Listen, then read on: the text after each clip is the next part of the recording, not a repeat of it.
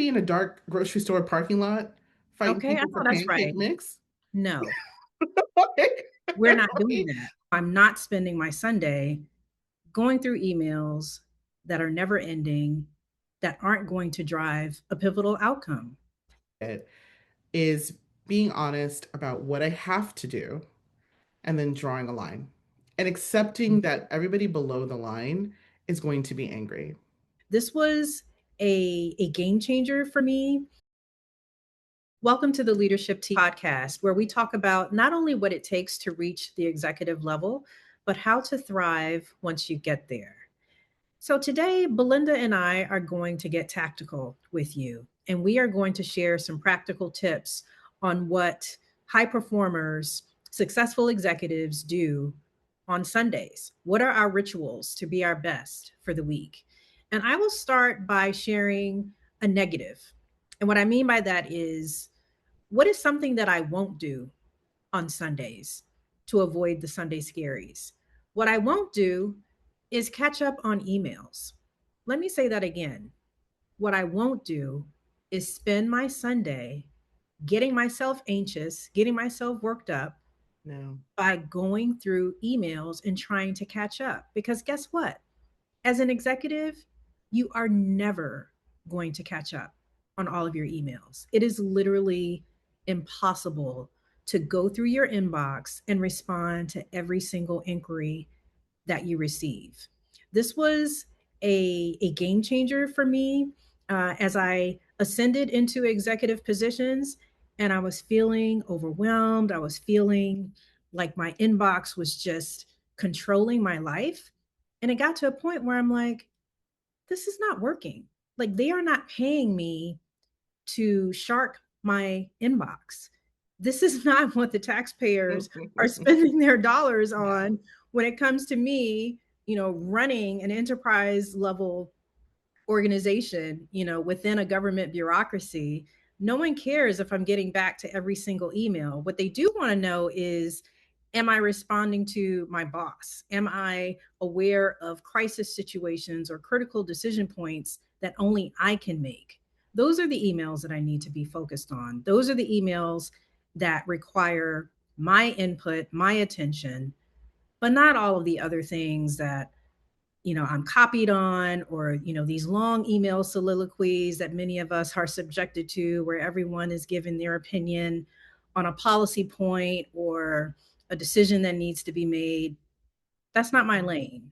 And so I'm not spending my Sunday going through emails that are never ending, that aren't going to drive a pivotal outcome. What about you, Belinda? No, I just want to like double click on that. That I think that question of like how to check your emails and just how to triage that situation really speaks to what are the fundamentals, the core of your leadership style, right? Are you the kind of person that knows that you've got a great team, you've trained them, they're clear on their expectations, so you can just skim, like, yeah, I've been CC'd on this, but I don't have to know the details. So but yet you know how to remain situationally aware.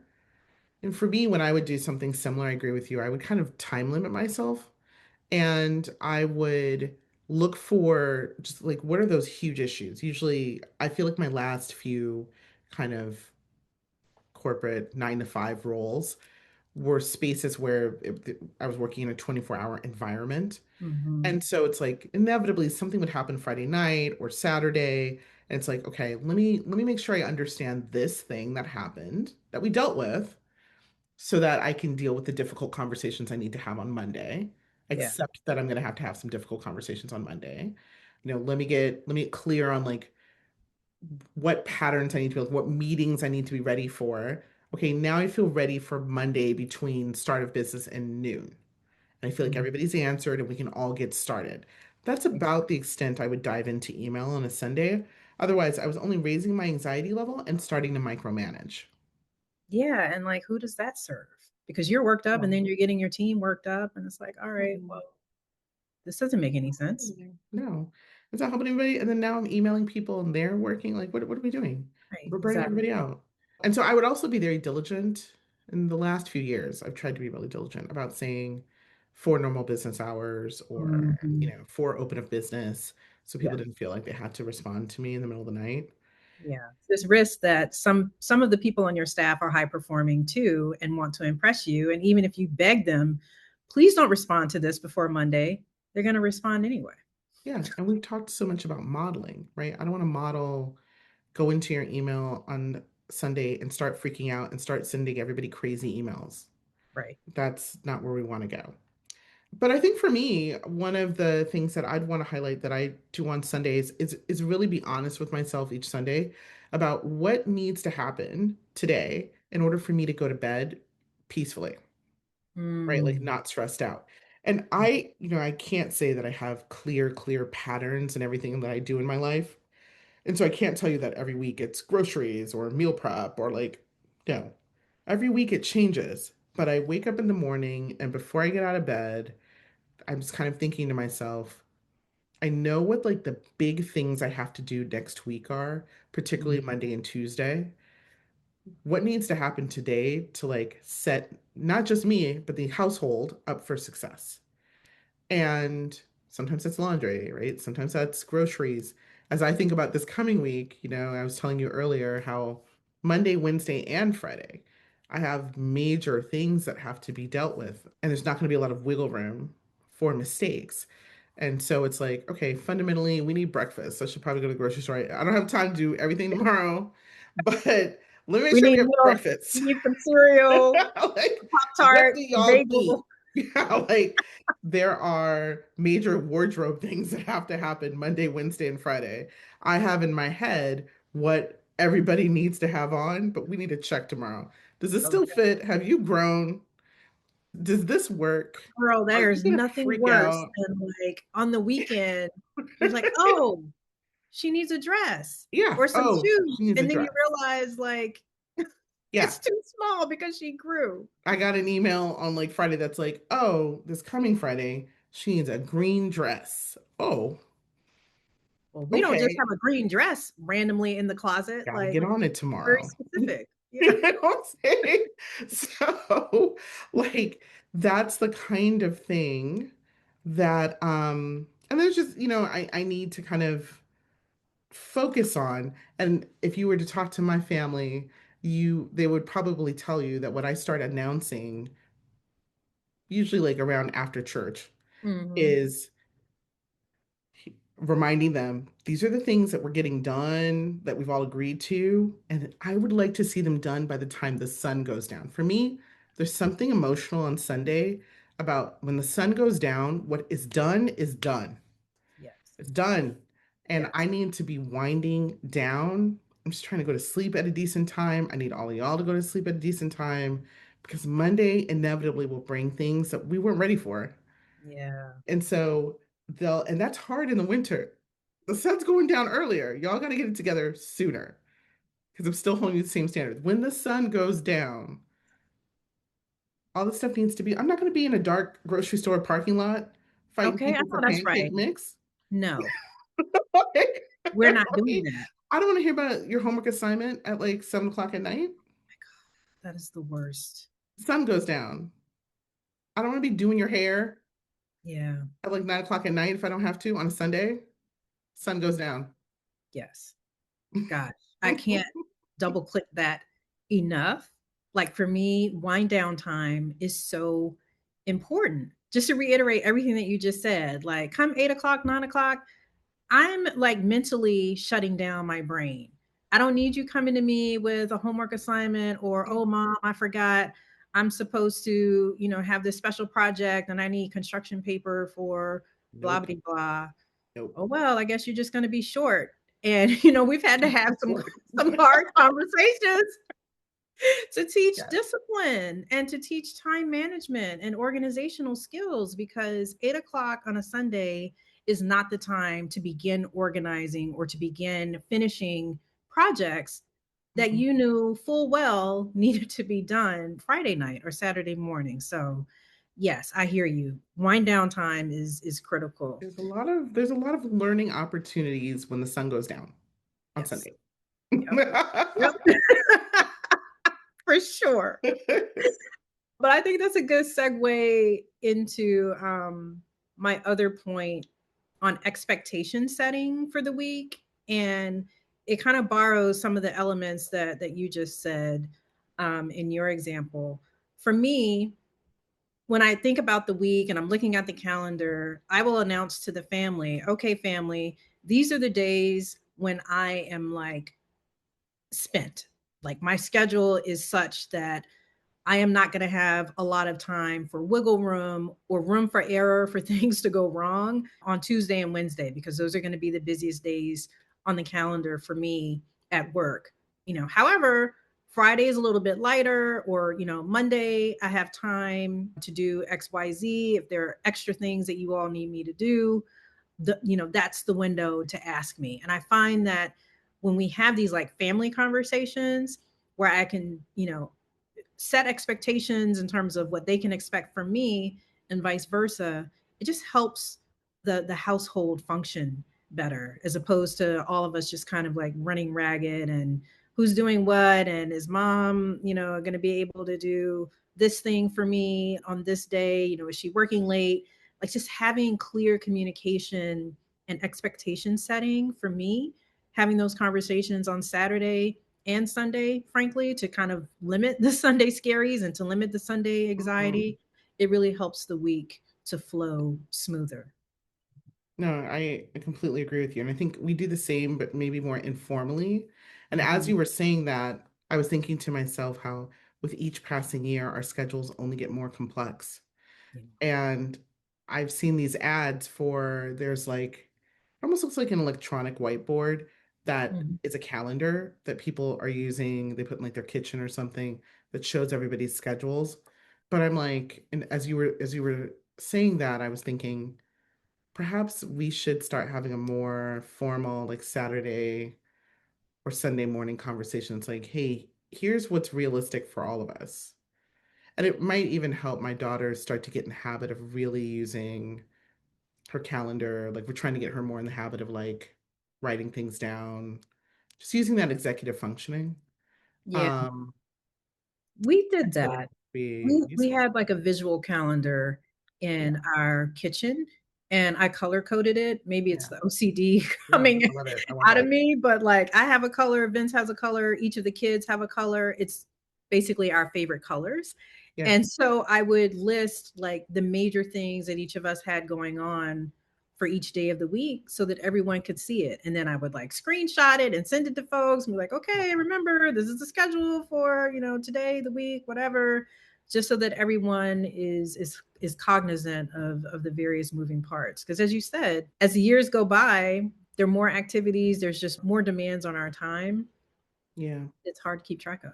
I think the bottom line of what you've just said really is about communication, right? Yeah. Communication with your household, your village, your team, about just like what's realistic. And you and I do it, right? With the business, like, hey, look, we've got this thing, this meeting, this thing, this rock, and we're just conscious of each other's kind of high points through the week Yep. and we stay in constant communication about that. So, no, I think that that's critical, both at home and professionally. Mhm. Um, yeah, no, well, look, that kind of maybe brings me to an issue that I think we both share, which is this idea of really being realistic about what are the things that you have to get done and what can you actually get done. So for me, the way that that shows up is I got this from a former coworker many years ago, but I've always employed it, is being honest about what I have to do and then drawing a line and accepting that everybody below the line is going to be angry that or disappointed or whatever I didn't get to do it. And it will get done. I'll have to like move it around, move it to other days of the week, reassess. I'm happy to let people know where appropriate that it's not going to get done. But here, for me, part of being calm about on Sunday is knowing that I already have a sense on paper or in my head or somewhere what has to happen Monday, Mhm. but what's actually going to happen Monday. Yeah. Yeah. And when you say that you had a line that you drew, like was it on a piece of paper where you Yeah, wrote out, okay. Yeah, no, I actually like wrote out, write this memo, go to this meeting, make this phone call. And then you kind of sit there and you're like, no, really, this phone call is time sensitive. Like it's got to be made tomorrow. And because it Mhm, relates to the memo that has to be written. mhm. It relates to this meeting I have to go to. But there might be other stuff like read the such and such report and provide your feedback. It is due on Wednesday. Well, it's not due Monday, so Right. can't be everywhere, Yeah, especially when I was in really senior roles in at state, it was things like, you know, go to the such and such office and congratulate everyone on doing a great job on such and such. mhm. Maybe that's critical for Monday, but maybe something happened over the weekend that's now going to be a Tuesday morning thing. Like I'm definitely going to get there. I'm definitely going to thank everybody. It's definitely going to be in a timely way, but I just can't walk across. I don't have the time. I'm gonna push myself too far and not be great where I really need to Yeah, be great. And I think a lot about, as I make that list, I think a lot about something we learned. Yeah, I don't know if your cohort learned something my cohort learned in the International Women's Forum Leadership Program about thinking about pacing yourself, almost like an athlete. And yes. one of the examples they used was like, Serena Williams cannot play like it is the final point at the championships at Wimbledon every All single the time. day. Like Right. she can't do that on the practice court. She can't do that for like the first game. Like she can't. So it's also thinking through the day and through the week Mhm. of I can't be up here at Wimbledon every single day. Yeah. Some days we got to be on the practice court. Yeah.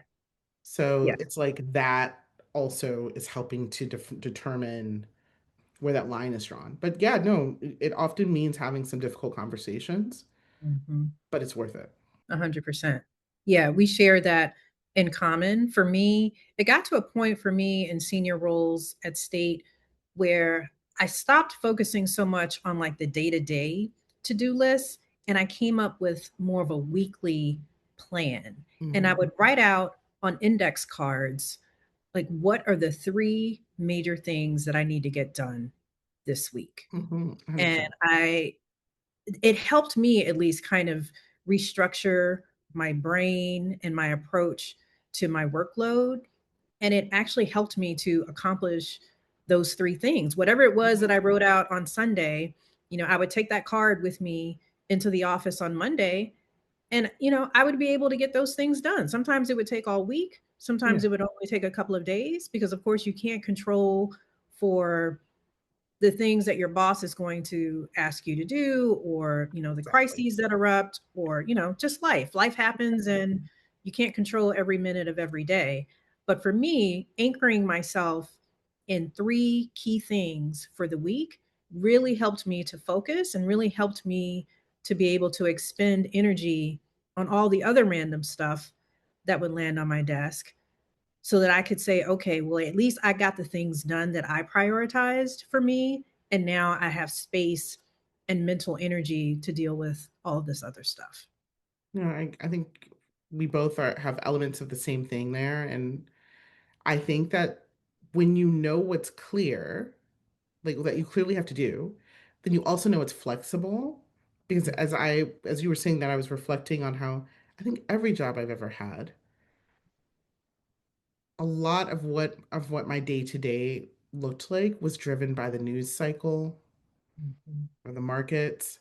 Yeah. And yeah, no matter what is on the cover of the Washington Post, these are the things I have to get done. Mhm. Yeah, Like the Washington exactly. Post is going to shift some things around. Like these Like are the that's a things given. You know that they're going to be there's going to some be, some stray voltage coming at you, and so how but do you there's make also peace in sure? that. Yeah, There's exactly. peace in that. So it's like just be real with your community and your household about what the priorities are and what the difficult points of the week are. Be real about what needs to happen Sunday to get things done.